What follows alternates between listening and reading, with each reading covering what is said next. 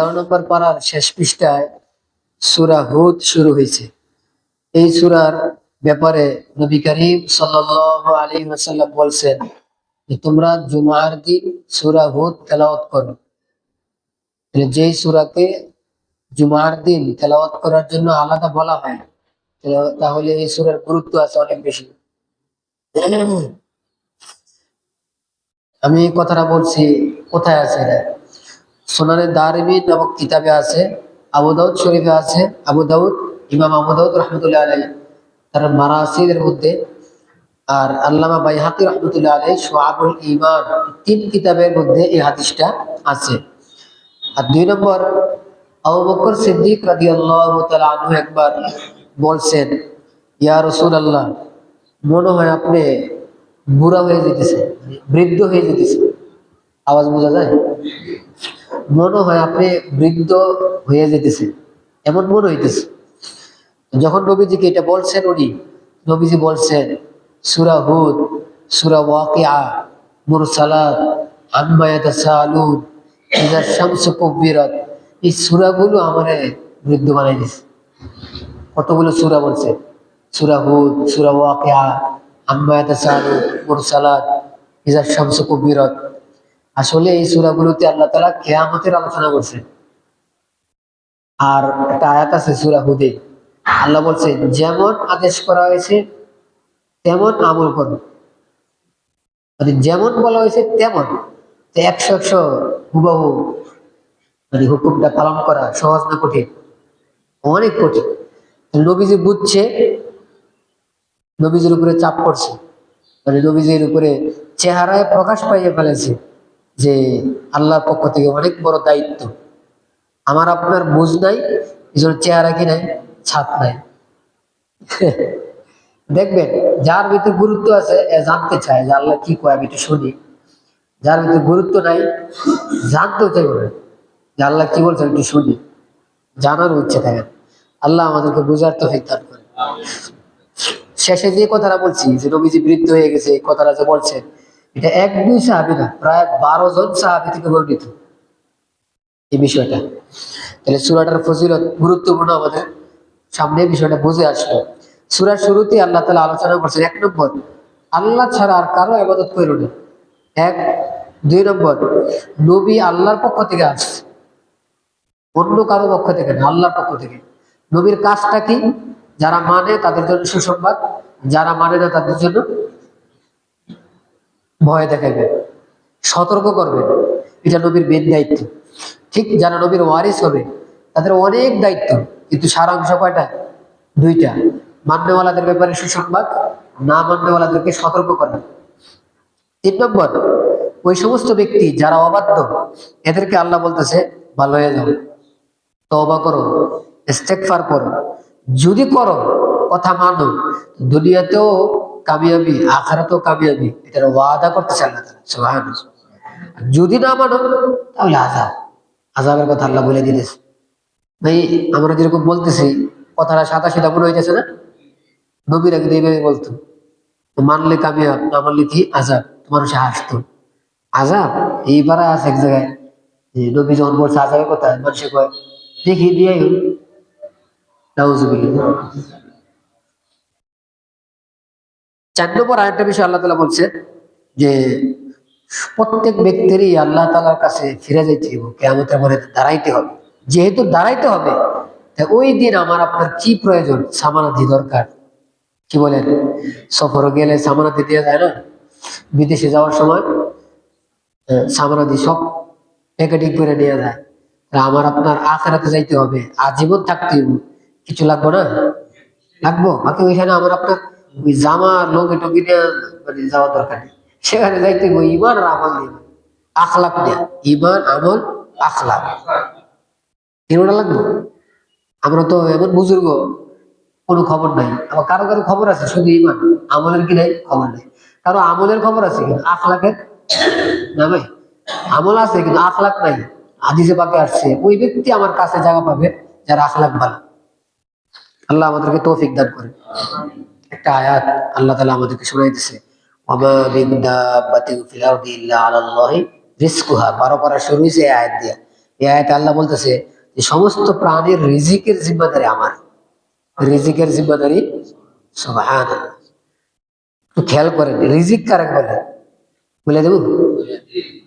রিজিক বলবে ওই জিনিসকে যত জানদার প্রাণী আছে সমস্ত জানদার প্রাণীর যেন খাদ্য হিসাবে যে কাজ, যে জিনিসটা কাজ দিবে। এক, দুই নম্বর যেটার উসিলায় তার রূহ এবং দেহ, রুহটা বাঁচবে আর দেহটা আস্তে আস্তে পরিপূর্ণ হবে যে জিনিসের দ্বারা। সবগুলোকে কি বলে? শুধু খাবার না, কি বলেন? আমার আপনার জিসিমটা ঠিক থাকতে হলে কাপড়ের দরকার আছে, বাড়ির যে ঘরে আমি থাকবো ঘরেরও দরকার আছে। যা আমার আপনার প্রয়োজন সবগুলোকে কি বলে? রিজিক। দেখেন আমি কি বলি, রিজিক এর ব্যাপারে আমার আপনার জেনে থাকা উচিত সব সময়। আমি আর আপনি যে রিজিকের মালিক হয়ে যাব এটা জরুরি না। রিজিক আল্লাহ পৌঁছাইব, কিন্তু রিজিকের মালিক হওয়ার আল্লাহ কি করে ওয়াদা। যেমন ছোট বাচ্চা, সে তো রিজিকের মালিক হয়, তার আব্বা খাওয়ায়, তার ভাই, কিন্তু তার কাছে রিজিক থেকে পড়তেছে। আমার আপনার ঘরে যখন মেহমান আসে খাবার খায় না, কি এটা? তার রিজিক। কিন্তু এই মেহমান কি খাবারের মালিক? মালিক না। বুঝা গেছে আমার জন্য আল্লাহ যে খাবার বরাদ্দ রাখছে এটা আমি পাবো, মালিক হইয়াই পাইতেইব, এটা কিনা জরুরি না, মালিক হওয়া ছাড়াও আসতে পারে। আরেকটা বিষয় এখান থেকে এটাও আমরা বুঝি, পৃথিবীর সমস্ত প্রাণীকে আল্লাহ খাবারের ব্যবস্থা করছে। প্রাণী জগৎ তো আর খাবারের মালিক না। পাখি কি খাবার খাবার খায়, কিন্তু খাবারের মালিক কেন? মালিক হইতে হলে তো বুঝ শক্তি থাকতে হয়, আকল থাকতে হয়, তাদের ভিতরে কি নাই? আকল নাই। মালিক হওয়া ছাড়াও খাবার পাইতেছে। আরেকটা বিষয় আমাদের জেনে থাকতে হবে, রিজিক হালালও হইতে পারে হারামও হইতে পারে। আমরা অনেকে ভাবছি শুধু হালালটাই রিজিক, হারামটা কিনা রিজিক না। কি বললাম? কেউ অন্যায় ভাবে কারো মাল চুরি করে নিয়ে গেছে, খাইয়া ফেলাইছে, খাওয়া হইব কিনা? খাওয়া তো হয়েছে, এটা তার রিজিক, কিন্তু এই রিজিকটা কিনা হালাল না, হারাম। হালাল রিজিকে আল্লাহ খুশি হয়, হারাম রিজিকে আল্লাহ কি হন না? খুশি হন না। আরেকটা বিষয়, রিজিক যে আল্লাহ জিম্মাদারি দিচ্ছেন যে আমার উপরে জিম্মাদারি রিজিক দেওয়ার, এই জিম্মাদারি কি আজীবন? আমার আপনার যতদিন হায়াত ততদিন। এই জন্য যেদিন হায়াত শেষ ওই দিন কিন্তু আমার আপনার রিজিকের দরজা কে দেব? বন্ধ হয়ে যাবে। কারোর দেখবেন খাইছে, খাওয়ার পরে পেটের সমস্যা, বদ হজমি হয়েছে, রোগ হয়ে মারা গেছে। আর কারো খানা পায় নাই, আর কারো খানা আছে ডাক্তারের নিষেধ, খাইতে পারবো না, না খাইতে বলে কি করছে? মারা গেছে। মানে সিস্টেম যেটা হোক, আসল উদ্দেশ্য তার জন্য কি করে দেওয়া? খানা বন্ধ করে দেওয়া। সবাই শেষ, হ্যাঁ শেষ তো। আর আমি আর আপনি যে চেষ্টা করতেছি রিজিক অর্জন করার পদ্ধতি যত অবলম্বন করতেছি, সব হইল উসিলা, রিজিকের দরওয়াজা। রিজিকের আল্লাহ তাআলা এই আমার আপনার রিজিকের দরওয়াজার মোকাবিক কিনা। আল্লাহ চাইলে এই রাস্তা আমাকে রিজিক দিবেন, আল্লাহ চাইলে এই রাস্তা ছাড়াও আমাকে কি দিতে পারে? রিজিক দিতে পারে। আল্লাহ আমাদেরকে বোঝার তৌফিক দান করেন। আপনারা দেখবেন কোরআনের শেষের দিকে একটা আয়াত আছে, 29 পারা না 28 পারা, আল্লাহ তাআলা বলছেন যে যারা আল্লাহর উপরে তাওয়াক্কুল করে তাদেরকে আল্লাহ তাআলা রিজিক দেয় বিনা হিসাব, হিসাব ছাড়া। সুবহানাল্লাহ। মানে ধারণার বাইরে রিজিক দিন, ধারণার বাইরে। কারণ আমরা বসছি সংক্ষেপ কথা বলার জন্য, এই জন্য কথা কি বলি না, লম্ব করি নাই। এরপর আল্লাহ তাআলা বলছেন পরকালে মানুষ যে মারা যায় শেষ হয়ে যাবে, দ্বিতীয়বার আবার উঠবে। আমরা অনেক সময় মনে করি যে মারা গেছে সে শেষ, এটা যারা বেঈমান তারা ভাবতে পারে। ইমানদার ব্যক্তি কখনো এটা ভাববো না যে আমি মারা গেছি মানে শেষ। যে না, মারা যাওয়ার অর্থ শেষ না, অবস্থান পরিবর্তন করা, হালাত পরিবর্তন হওয়া, শেষ হয়ে যাওয়া না। আমি এটা বুঝাই অনেক সময় যে মানুষ তো পরে কোনো বস্তু যদি আসে মানে অস্তিত্ব হয়, তো এটা আর কখনো কি হয় না, শেষ হয় না। তো বস্তু যদি শেষ না হয় মানুষ শেষ হইব? মেসাল যেমন পানি, আপনি পানি সামনে দিয়ে রাখছেন, রৌদ্র অনেক বেশি বাড়ছে, প্রচন্ড তাপ, কিছুক্ষণ পরে দেখবেন যে পানিতে আপনি বাটিতে বান্ডে রাখছেন, পানিটা নাই। তার মানে কি নাই হয়ে গেছে? এই যে স্যারে বুঝছি যে অবস্থা পরিবর্তন হয়েছে। একটু আগে দেখা গেছে পানি, এখন পানি নাই, ভাস হইয়া উঠে গেছে। তাহলে বস্তুটা পর্যন্ত কি হয় না, নাই হয় না। মানুষ আবার নাই হয় কিভাবে? ও হুজুর মাটি হয়ে গেছে, মাটি হয়ে গেছে, অবস্থা পরিবর্তন হয়েছে। অনেকে বলে হুজুর কবর দেওয়ার পরে তো কবর নাই হয় না। নাই হয় না, আকৃতি পরিবর্তন হয়ে যায়। পৃথিবীর কোনো মানুষ কি হয় না, নাই হয় না। তো আল্লাহ তাআলা আবার উঠাইবেন। তো আল্লাহ তাআলা এখানে বলতেছে যে আল্লাহ তাআলা রাজত্ব কত বড়, এটা বুঝাইতে গিয়ে বলতে বলতে বলছেন আল্লাহ তাআলার সিংহাসন তখ্ত পানির উপরে। কি অর্থ এটা?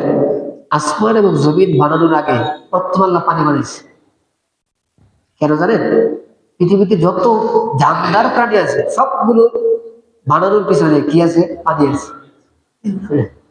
এক আয়াত আল্লাহ বলতেছে ওয়াজআলনা মিনাল মাই কুল্লা শাইইন হাইয়্যিন, জীবিত প্রত্যেক বস্তুকে আমি পানিতে বানাইছি। সুবহানাল্লাহ।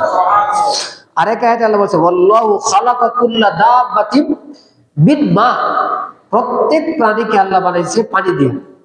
সুবহানাল্লাহ। আমার পানিটাও আমার আপনার জন্য কেমন প্রয়োজন, পানি ছাড়া আমি আর আপনি বাঁচিও না। আর এই পানিটা আমার আপনার জন্য আল্লাহ সহজ করছে কিনা? সহজ করে দিছে। এখন এই আয়াতের শেষে আল্লাহ বলতেছে যে আমি তোমাদেরকে কেন বানাইলাম? বানাইছি লিয়াবলুয়াকুম আইয়ুকুম আহসানু আমালা, যাতে তোমরা সুন্দর আমল করো। কে সুন্দর আমল করো এটা দেখার জন্য। আমরা যদি বুদ্ধিমান হই আমরা খেয়াল করবো আল্লাহ এটা বলে নাই কে বেশি আমল করে, কে বেশি আমল করে এটা বলে নাই, কে সুন্দর আমল করে। আমরা সুন্দর আমল বুঝি না, এটা কথা বলে দিই, সবসময় কথা বলার সুযোগ হয় না। এক হাদিসে পাকে আবু দাউদ শরীফে আছে, নবীজি বলছেন ইন্নাল্লাহা কাতাবাল ইহসানা আলা কুল্লি শাইইন, প্রত্যেক বস্তুই সুন্দর করে করা মানুষের উপরে আল্লাহ তাআলা লিখে দিয়েছে। আমরা ভাবছি শুধু নামাজ সুন্দর না, আমার আপনার কথাটা সুন্দর হইতে হবে, আমার আপনার কাজটা সুন্দর হইতে হবে, আমার আপনার ব্যবহার সুন্দর হইতে হবে, আমার আপনার আমানতদারিটা সুন্দর হইতে হবে, সব মানে সম্পর্কটাও কি দেব আলেমের সাথে সম্পর্ক। সামনে তো আমি তো তোমার অনেক মহব্বত করি, হ্যাঁ, পিছিয়ে গিয়া কিসের মহব্বত? ইচ্ছা মতো কি করবো? বদনাম বলবো। তাহলে এই সম্পর্কটা কি সুন্দর না অসুন্দর? তাহলে সুন্দর করে কাজ করতে হবে শুধু নামাজে না সব কাজে? হাদিসে আছে কিন্তু সব কাজে। আল্লাহ আমাদেরকে বোঝার তৌফিক দান করে। কমজোর মানুষকে আল্লাহ কমজোর মানেছে, দুর্বল। দুর্বল ব্যক্তি আল্লাহ যদি আযাব দেয় সহ্য করতে পারবো? তাহলে আমরা বেড়াগিরি দেখে কিভাবে? হ্যাঁ, মাথায় দুটা রাখা দরকার। আরেক আয়াতে আল্লাহ বলছে, নবীর কথা বলতেছে, নবীর প্রতি দলিল দিতেছে, রিসালাতের দলিল। এরপর আল্লাহ বলতেছেন যে যে সমস্ত মানুষের দিলে দুনিয়া ঢুকে গেছে, এমন ভাবে ঢুকছে পুরা দিল দেমাগ খালি নেই, আল্লাহ বলে এমন ব্যক্তি কিভাবে হক কবুল করবে? যদি আমার আপনার ভিতরে শুধু দুনিয়ার লোভ দিয়ে ভরা থাকে, আমার আপনার সামনে পৃথিবীর যত বড় আলেম সে বুঝান, আমি আপনাকে কিন্তু আর নিব না, দিতে চাইবো না। আল্লাহ আমাদের দিলকে ভালো করে দেন। এক আয়াত, অনেক সুন্দর একটা আয়াতে আল্লাহ বলতেছেন, তিনটা কথা বলছেন। এক নম্বর, যারা কোরআনের প্রতি ঈমান আনে আর আনে না, এই দুই দল কখনো বরাবর হইতে পারে না। দুই নম্বর বলছে, যেহেতু কোরআন হক, পৃথিবীর যত ধর্ম আছে প্রত্যেক ধর্মওয়ালারা কোরআনকে মেনে নেওয়া উচিত। দুই, তিন নম্বর, কোরআন যেহেতু আল্লাহ তাআলার পক্ষ থেকে হক হিসেবে আসছে, সত্য, সুতরাং যারা মানবে সন্দেহ ছাড়া মানতে হবে। সন্দেহ নিয়ে না, আমরা আমরা কিন্তু অনেক কথা মানি সন্দেহ সহ। আল্লাহ বলে সন্দেহ সহ না, সন্দেহ ছাড়া মানতে হবে। এই তিনটা কথা বলছেন এক আয়াতে। আল্লাহ আমাদেরকে তৌফিক দান করে। এবং বলছেন যারা ইমানদার, যারা ইমানদার না, দুজনের ফলাফল নতিজা এক হবে না, ভিন্ন হবে।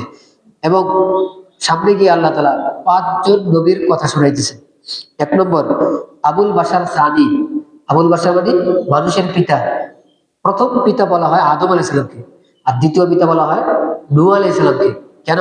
পরবর্তীতে ওনার বংশটাই টিকছে, বাকিদের বংশ আর টিকে নাই। ওনার ঘটনা শোনাইতেছেন, উনি লম্বা সময় দাওয়াত দিয়েছে। কি বলেন? কয়শো বছর? যদি কেউ বলে সাইফুল্লাহ তুই এক কথা কয়বার কবি, বছর বছর মনে কি আছিস? হ্যাঁ, নূহ আলাইহিস সালাম 900 বছর শোনাইছি, আমরা 10 বছর শোনাইলে বিরক্ত হয়ে গেলে কেমন? কি কর ভাই, 900 বছর নয়। আর নবীর ভিতরে কেমন ধৈর্য দিয়েছে আল্লাহ, দেখছেন? মানুষ মানতো না। আমরা তো আলহামদুলিল্লাহ দুইটা লোক বসে কথা শোনার জন্য। হ্যাঁ, আমার কথা ভুল বুঝেন না। মানে নবীদের ইমান এত শক্ত ছিল যে একজনও না শুনলে ওনাদের মন কি তারা ভাঙতো না। আমরা এত দুর্বল, মানুষ না শুনলে কি হয়ে যাবো, ভেঙে যায়। আরে মসজিদটা বলো না রে, আরে প্যান্ডেলটা, আমি দুর্বল, দুর্বল আর কারণে মনটা খারাপ হয়ে যায়। আল্লাহ বুঝাইছি। শেষে বলছে যে আল্লাহ ধরেন। অনেকে মনে করে বিরক্ত হয় না যে হুজুরা বললো, শেষে যে বললো যে ধরেন, এই ধরেন রাগ করে কয় নাই, আল্লাহ বলছে জানাই দিছি তোমার গোত্রে আর কেউ ইমান আনবো না। যদি ইমান যেহেতু আনবো না, তো খাইবো কি করতে, থাকবো কি করতে, থাকাটা ফাও না। তখন নবীজি বলছে ধরেন। এই ধরেন যে বলছেন, এটা আল্লাহ তাআলার ইচ্ছায় বলছেন। তার মানে আপনারা এখান থেকে বুঝে নেন, যেদিন আমার আপনার দুনিয়াতে আল্লাহকে মাননেওয়ালা কেউ থাকবো না, আল্লাহ এই দুনিয়া রাখবো না। কিন্তু আপনারা আমার কথা বুঝেন কিনা? এই যে আল্লাহ আযাব দেয় না কেন, কোরআনের বিভিন্ন জায়গায় এগুলো আছে। আল্লাহ বলছে আযাব যে দেয় না কেন, কিছু না কিছু মানুষ মানবো, 2 দিন পরে মানবো, 3 দিন পরে মানবো, এই কারণে আল্লাহ ধরে না। যেদিন এটা শিউরে দেবো যে একজন আর, ওই দিন কিন্তু আল্লাহ এই এলাকা রাখতে হবে। এলাকা উল্লাই নেবেন, এলাকাটা ঘুরে নেবেন, জ্বালাই নেবেন। তাহলে আযাব না আসাটা আমার আপনার বেড়াগিরি না, আল্লাহ তাআলার দয়া। আল্লাহ আমাদেরকে দয়া করেন। সবার উড়াইছে, মান্যওয়ালাদেরকে নৌকায় উঠেছে, নৌকা নিয়ে সবাই হাসছে, হাসাহাসি করছে, ছেলেরা ডাকছে, ছেলেরা ডাকছে। তো আল্লাহ বলছে না, এরা তো আমি বাঁচাইতাম না। আল্লাহ আপনারা বলছেন আমার পরিবার বাঁচাইবে, বলছে তোমার পরিবার না। তাহলে নিজের রক্তের ছেলে ইমান আনে নাই, আল্লাহ বলে সে তোমার কি হয় না। তাহলে সমাজের যে মানুষ আল্লাহর মানে না, সে আমার, সে তো আমার না। যে আল্লাহর মানে সে আমার। কি বলেন ভাই? নবীরা আগে বলে দিছে আল্লাহ যে কারো ব্যাপারে সুপারিশ করো, কারো ব্যাপারে। নবীরা মানে নবীরা যখন আযাব দিব, তা আগের থেকে বলছে যে তুমি কিন্তু কারো ব্যাপারে সুপারিশ। এই কথাটা কেন বললো আল্লাহ? আল্লাহ জানে নবীর ভিতরে মায়া আছে, যে কোনো সময় কি করে ফেলে, সুপারিশ করে ফেলে। বলে দিছে যা করে মানা, মানে বাঁচাই দেওয়ার আমি বাঁচাই দিব, কিন্তু যা করে বাঁচারও না কিন্তু আমি বাঁচাইতাম না। আল্লাহ আমার আপনার মতো কিন্তু আল্লাহ, আল্লাহ ধরে না, ধরে না। যে সময় ধরে দুনিয়া সব মিলে কান্না করতে হইতো, কান্না অবস্থায় বলছে চলে, মানে কাঁদতেছে, এই কান্না অবস্থায় একদম মানে বইতে লেগে একদম নাই করে লেগে। আল্লাহ তুমি আমাদের প্রতি দয়া করো, মায়া করো।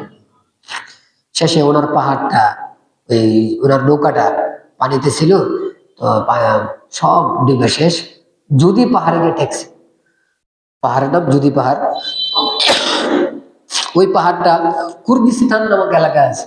যদি না বুঝি আমরা, ইরাকের মোসেল একটা শহর আছে, ওই মোসেল শহরের উত্তর দিকে এই পাহাড়টা। জাজিরা ইবনে ওমর, ইবনে ওমর নামে একটা দ্বীপ আছে, ওই দ্বীপে এটা। আর্মেনিয়া, আর্মেনিয়া একটা জায়গা আছে, ওই জায়গার সীমান্তের কাছাকাছি এই পাহাড়টা। ওই পাহাড়ের মধ্যে এসে ঠেকছে।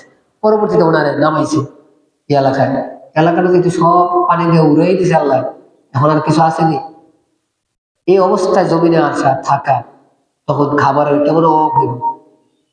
ওনারা থাকছেন, কেউ কি হয় নাই, বেইমান হয় নাই, সবর করছে কিনা, সবর করছে, পেরেশান হয় নাই।